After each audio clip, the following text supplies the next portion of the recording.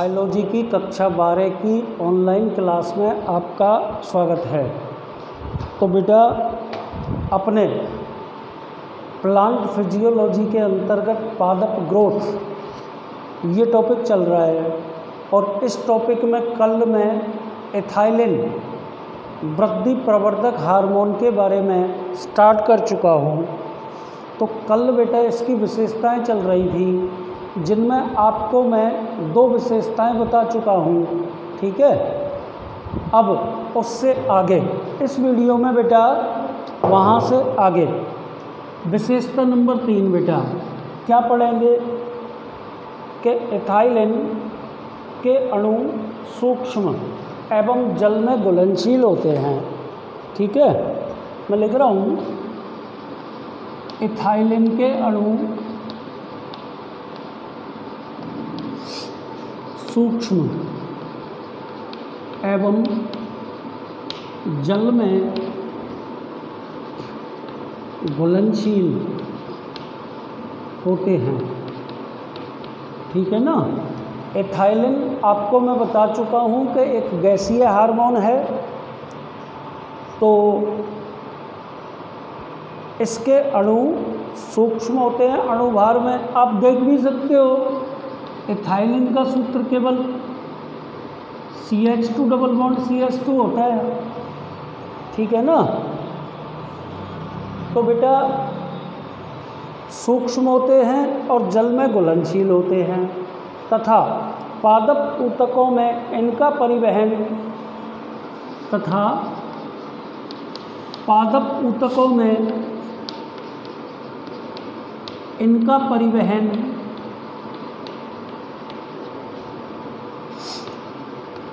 अंतराकोशिकीय अवकाशों से होकर होता है।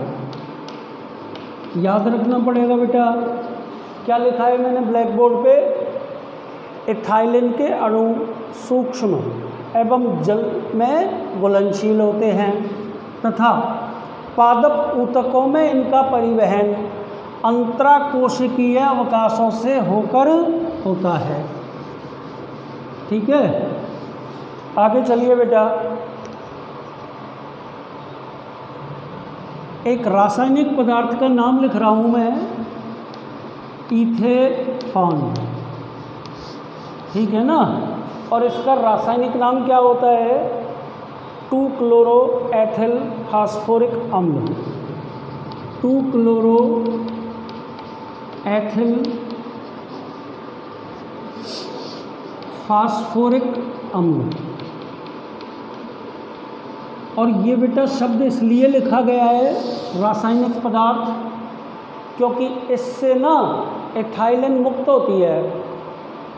तो यदि फलों को पकाना होता है तो उनको इथेफॉन के वातावरण में रख देते हैं और इथेफॉन से एथाइलिन गैस निकलती रहती है और ये एथाइलिन गैस फलों को पका देती है। ठीक है, तो अब अपन इसका फॉर्मूला लिखते हैं। बीचों बीच में P double bond O single bond OH, ये हो गया। अच्छा, एक साइड में OH और दूसरी साइड में अपन जोड़ेंगे OCH2CH2Cl।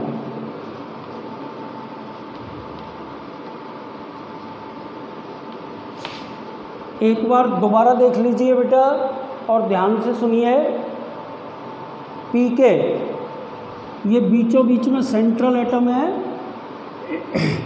इसके दोनों साइड में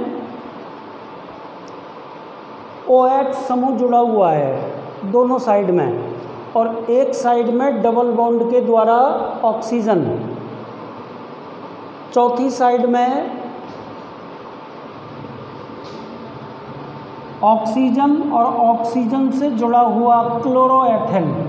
तो इसका नाम अपन ने रख दिया 2-क्लोरोएथिल फास्फोरिक अम्ल H3PO4।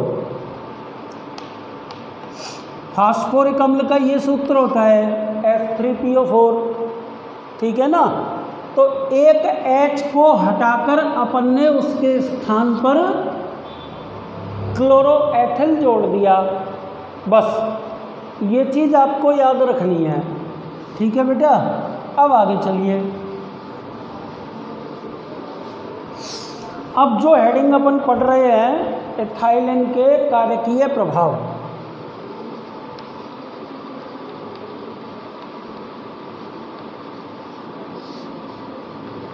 एथाइलिन के कार्यकीय प्रभाव, तो एक एक करके अपन सभी के बारे में पढ़ेंगे। यह पादप हार्मोन कलम से फर्स्ट, यह पादप हार्मोन कलम से, यह पादप हार्मोन कलम से जड़ों की उत्पत्ति, कलम से जड़ों की उत्पत्ति, पार्श्व मूलों तथा मूल के ऊपर मूल रोमों के विकास का प्रेरण करता है, विकास को प्रेरित करता है। तो ये पहला कार्यकीय प्रभाव हो गया एथाइलिन का। इसके प्रभाव से पर्णों, पुष्पों एवं फलों में, दूसरा पॉइंट, इसके प्रभाव से पर्णों, पुष्पों व फलों में, पर्णों, पुष्पों एवं फलों में विलगन प्रेरित होता है। क्या लिखा बेटा? इसके प्रभाव से पर्णों, पुष्पों और फलों में विलगन प्रेरित होता है। तीसरा, यह अधिकांश पादपों में पुष्पन की क्रिया को अवरुद्ध करता है। यह पादप हार्मोन अधिकांश पादपों में पुष्पन की क्रिया को अवरुद्ध करता है, अवरुद्ध करता है। पुष्पन की क्रिया को अवरुद्ध करता है, लेकिन अनानास, लीची और आम में, परंतु अनानास, लीची व आम में पुष्पन का प्रेरण इस हार्मोन के द्वारा किया जाता है।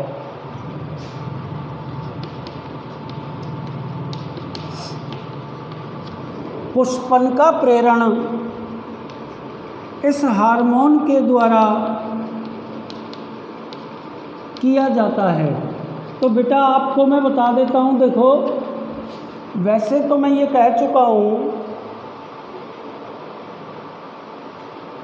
कि ये जिस पादप हार्मोन के बारे में अपन पढ़ रहे हैं, ये पादप हार्मोन अधिकांश पादपों में पुष्पन को रोकता है, पुष्पन को अवरुद्ध करता है। लेकिन आपके सामने 3 पादपों के मैंने नाम लिखे हैं, अनानास, लीची और आम। इन तीनों पादपों में यह पुष्पन का प्रेरण करता है। एक्चुअल में वैज्ञानिकों के द्वारा बेटा इन पादपों में ये प्रैक्टिकली देखा गया है और उसी आधार पर ये किताबों में लिखा है और मैंने आपको बताया है, ठीक है। इसी तीसरे पॉइंट में यह पादप हार्मोन, यह कुकुरबिटेसी कुल के पादपों में मादा पुष्पों, कुकुरबिटेसी कुल के पादपों में मादा पुष्पों की संख्या में वृद्धि का प्रेरण करता है। तो 1 मिनट आप ध्यान से बोर्ड पे देख लीजिए। अपना जो टॉपिक चल रहा है वो एथाइलिन के कार्यकीय प्रभाव ये चल रहा है, ठीक है। इसमें अभी तक अपन 3 पॉइंट पढ़ चुके हैं। पहले पॉइंट में मैंने क्या लिखा है सुन लो। यह पादप हार्मोन कलमों से जड़ों के निर्माण का प्रेरण, देखो बेटा, पार्श्व मूलों की उत्पत्ति का प्रेरण तथा मूल रोमों के विकास का प्रेरण करता है। पॉइंट नंबर पहला। दूसरे पर आ जाइए। इस हार्मोन के प्रभाव से पर्णों, पुष्पों एवं फलों में बिल्गन परत का निर्माण प्रेरित होता है, यानी कि इनको ये अपरिपक्व अवस्था में तोड़ देता है। नंबर 3 पर आइए। यह पादप हार्मोन अधिकांश पादपों में पुष्पन की क्रिया को रोकता है। अधिकांश पादपों में पुष्पन की क्रिया को अवरुद्ध करता है। परंतु अब आपके सामने 3 पादपों के नाम लिख रहे हैं, अनानास, लीची एवं आम। इन पादपों में इस पादप हार्मोन के द्वारा पुष्पन का प्रेरण होता है, ठीक है। और लास्ट में इसी में मैंने लिखा है कि यह पादप हार्मोन कुकुरबिटेसी कुल के पादपों में मादा पुष्पों की संख्या की वृद्धि का प्रेरण करता है। कुकुरबिटेसी कुल के अंतर्गत कौन कौन से पादप आते हैं? खीरा, ककड़ी, लौकी आदि, ठीक है बेटा। अब आगे चलते हैं। पॉइंट नंबर 4 पे आ जाइए। यह पादपों में जीर्णता प्रेरित करता है।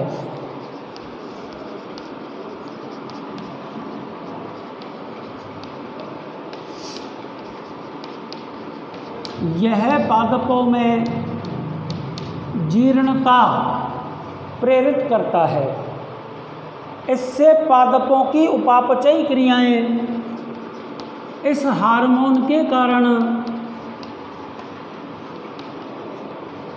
पादपों की उपापचयी क्रियाएं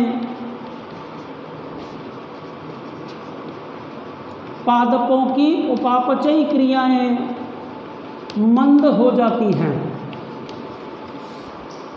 पादपों की उपापचयी क्रियाएं मंद हो जाती हैं। पुष्प की पंखुड़ियाँ मुरझाकर गिर जाती हैं। पुष्प की पंखुड़ियाँ मुरझाकर गिर जाती हैं। पुष्प की पंखुड़ियाँ मुरझाकर गिर जाती हैं तथा अधिक सांद्रता होने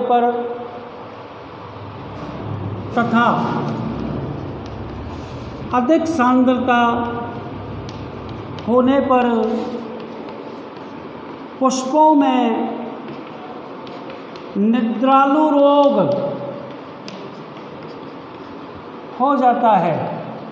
निद्रालु रोगों का मतलब पुष्प के सेंस में पुष्पों का न खिलना, ये बात कही जाती है। तो एक बार आप ध्यान से एथाइलिन के क्रियात्मक प्रभावों में क्रियात्मक प्रभाव नंबर 4 देख लीजिए। यह पादप हार्मोन पादपों में जीर्णता को प्रेरित करता है। इस हार्मोन के कारण पादपों की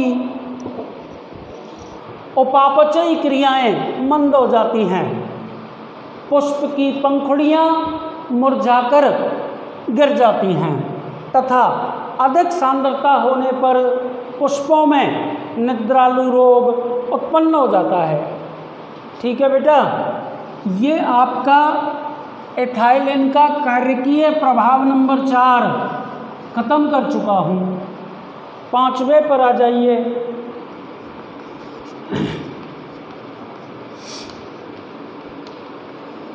यह पादप हार्मोन पॉइंट नंबर 5 मूल एवं प्ररोह की लंबाई में वृद्धि को, मूल व प्ररोह की लंबाई में वृद्धि को अवरुद्ध करता है, अवरुद्ध करता है।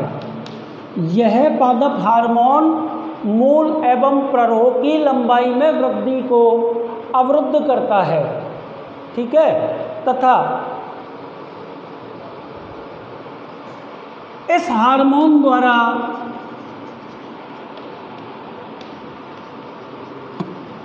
मूल व प्ररोह की मोटाई में वृद्धि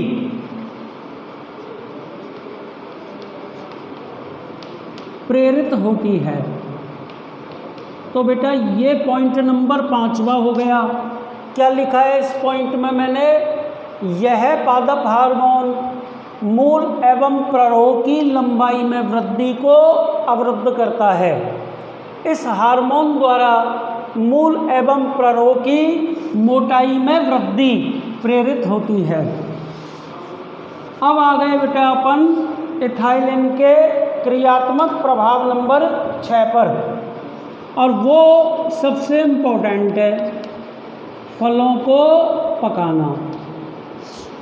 ठीक है बेटा, इसमें अपन क्या पढ़ेंगे? यह फलों को प्राकृतिक रूप से पकाने में मदद करता है। यह पादप हार्मोन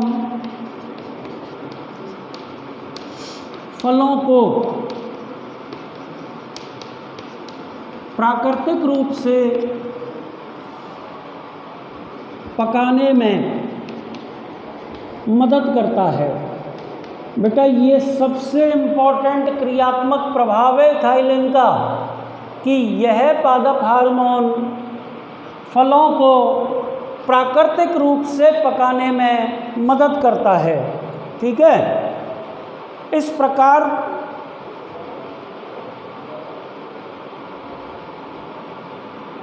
इस हार्मोन के कारण पादपों में फलों को पकाने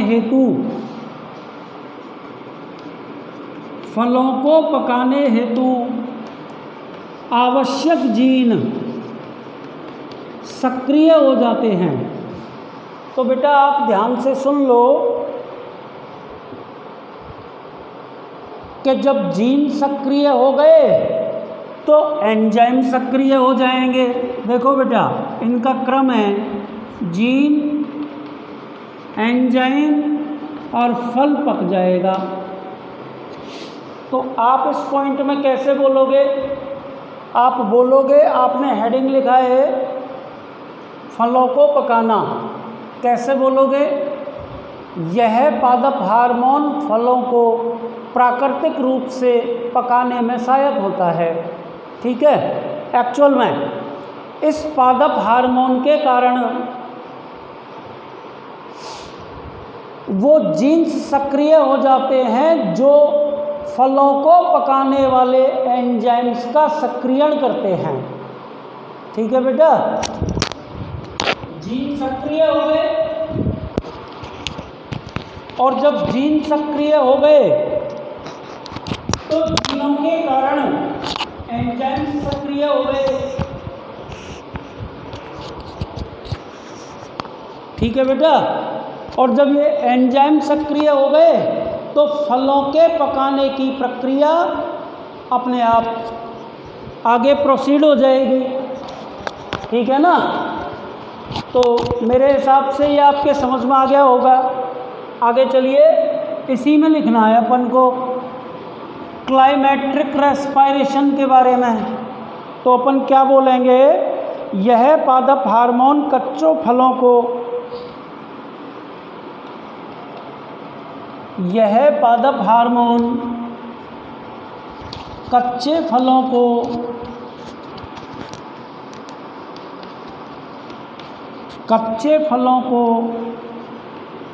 शीघ्रता से पकाने में मदद करता है। यह पादप हार्मोन कच्चे फलों को शीघ्रता से पकाने में मदद करता है। इस प्रकार पकने वाले फलों को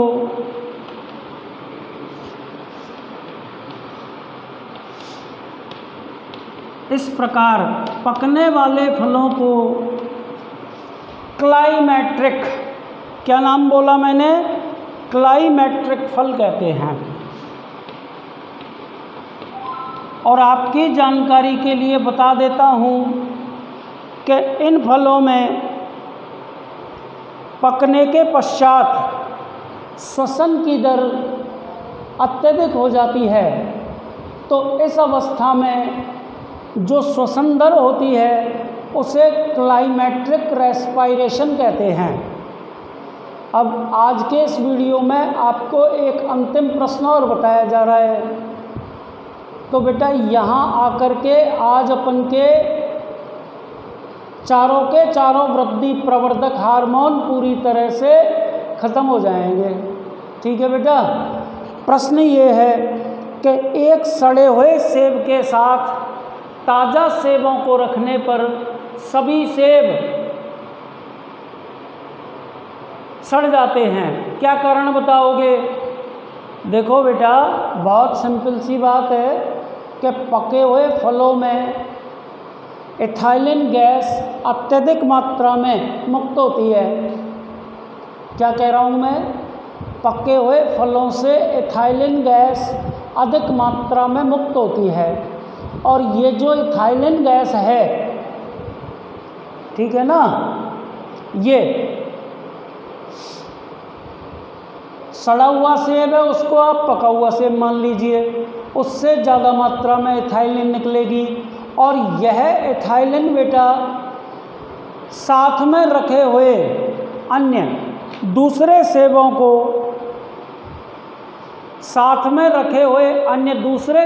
को पका देगी अथवा सड़ा देगी। तो मेरे हिसाब से आप समझ सकते हैं कि ये पूरा खेल एथिलीन का है। ठीक है, पके हुए अथवा सड़े हुए सेब से एथिलीन अधिक मात्रा में मुक्त होगी और यह एथिलीन दूसरे साथ रखे हुए अन्य सेबों को सड़ा देगी।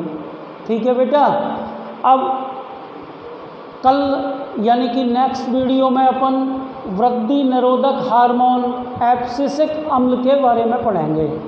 आज के लिए इतना ही, धन्यवाद।